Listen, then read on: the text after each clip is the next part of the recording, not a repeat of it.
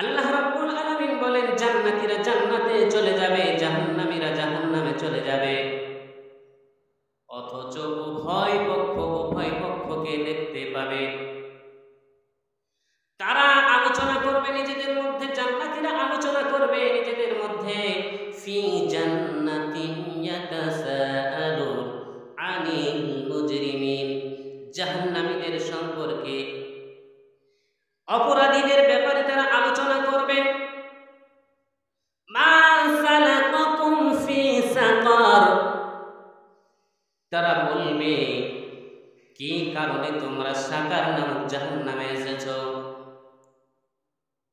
ওই জাহান্নামবাসীরা জাহান্নামের ভিতর থেকে উত্তর দেবে, তাদের অপরাধ স্বীকার করবে। এক নম্বরে যেটা অপরাধ, সে অপরাধটা হচ্ছে